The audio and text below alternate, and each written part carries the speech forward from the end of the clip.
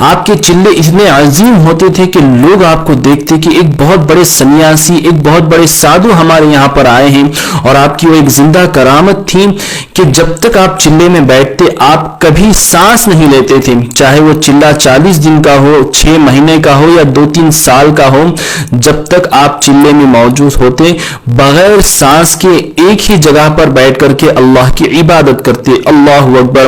دوستوں، یہ ہم عام انسان ہیں کہ زندہ رہنے کے لیے سانس لینے کی ضرورت پڑتی ہے، لیکن اللہ تعالیٰ نے حضرت زندہ شاہ مدار کو ایسی کرامت عطا کی تھی کہ آپ بغیر سانس لیے آپ زندہ رہیں اور آپ سانس کے بھی محتاج نہیں تھے، اور یہ کرامت اللہ نے آپ کو عطا کی تھی۔ اللہ کی قدرت سے، اللہ کے کرم سے آپ ایسا کرتے تھے، خود ہی سے یہ طاقت آپ کو عطا نہیں ہوئی تھی۔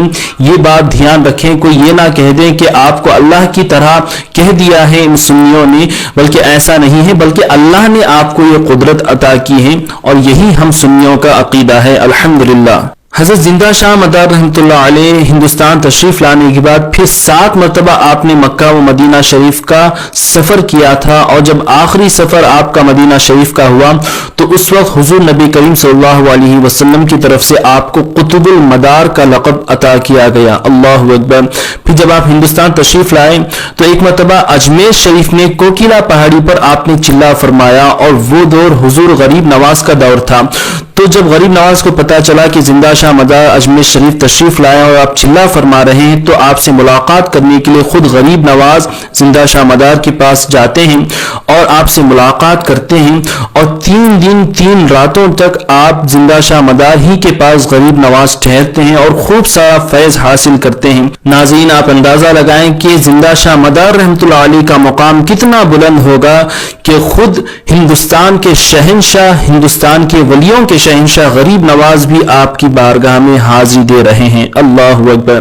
ناظرین، جب اجمیر کی کوکیلا پہاڑی پر ہی آپ چلا فرما رہے تھے تو اس وقت کا ایک جوگی تھا جو آپ سے بڑا ہی پریشان تھا کہ سارے لوگ زندہ شاہ مدار کے پاس فیض حاصل کرنے کے لیے آ رہے ہیں، اس کے تمام چیلے بھی آپ ہی کے پاس جا رہے ہیں، تو اسے اپنی حکومت کا ایک خوف پیدا ہوا کہ اسی طرح چلتا رہا تو میرے پاس کوئی نہیں آئے گا۔ تو وہ جوگی جادوگر جو ہے اپنے چند چیلوں کو لے کر کے حضرت زندہ شاہ مدار کی بارگاہ میں حاضر ہوتا ہے، اور لوہے کے ٹکڑوں کو چنے کا رنگ دے کر کے وہ آپ کے پاس لاتا ہے، اور یہ سوچتا ہے کہ اگر حضرت اس کو کھا لیتے ہیں تو ہم ان کا مذاق بنائیں گے، ہم ان کا مذاق اڑائیں گے کہ آپ کیسے صوفی ہیں کہ لوہے کے چنے کو آپ پہچان نہیں سکے۔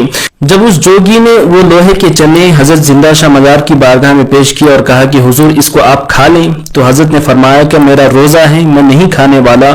تو اس نے بڑا ہی اصرار کیا، تو حضرت زندہ شاہ مدار نے اس لوہے کے چنے کا ایک ٹکڑا اٹھایا اور زمین میں جو ہے دفن کر دیا۔ پھر آپ کی یہ کرامت ظاہر ہوئی کہ وہ نقلی چنا جو لوہے کا تھا اس سے ایک اصلی چنے کا پودا نکل آیا اور فوراً اس میں سے چنے بھی نکلے۔ اللہ اکبر۔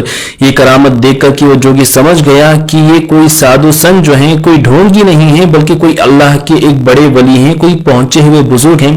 فوراً قدموں میں گرتا ہے اور اپنے سارے چیلوں کے ساتھ اسلام کو قبول کر لیتا ہے۔ ناظرین، جب حضرت زندہ شاہ مدار رحمۃ اللہ علیہ کی وصال کا وقت قریب آیا تو آپ نے اپنے مریدین سے فرمایا کہ میرے کمرے میں میرا کفن اور پانی کے چند مٹکے لا کر کے رکھ دو۔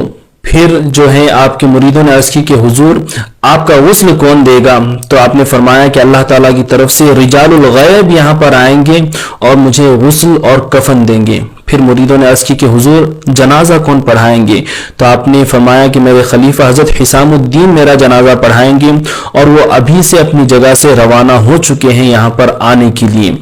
پھر جب 17 جمادی الاولیٰ کو آپ کے مریدین حضرت زندہ شاہ مدار رحمۃ اللہ علیہ کی کمرے میں داخل ہوئے تو ان لوگوں نے دیکھا کہ حضرت زندہ شاہ مدار رحمۃ اللہ علیہ وصال فرما گئے ہیں اور رجال الغیب نے آپ کو غسل اور کفن دے دیا ہے اور آپ لیٹے ہوئے ہیں۔ پھر آپ کا جنازہ حضرت حسام الدین نے پڑھایا۔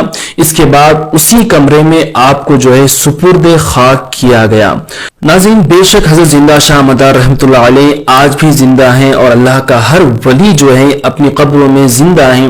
اور ناظرین، آپ کی جو بھی نیک اور جائز مرادیں ہیں، منتیں ہیں، سچے دل سے یہاں پر عقیدت کے ساتھ حاضری دیں۔ حضرت زندہ شاہ مدار رحمۃ اللہ علیہ کے وسیلے سے، ان کے صدقے سے دعا کریں، اللہ تعالیٰ آپ کی ہر جائز مراد پوری فرمائے گا۔ میں بھی دعا کرتا ہوں کہ اللہ تعالیٰ آپ کی ہر نیک و جائز مرادیں حضرت زندہ شاہ مدار رحمۃ اللہ علیہ کے صدقے سے پورا کریں۔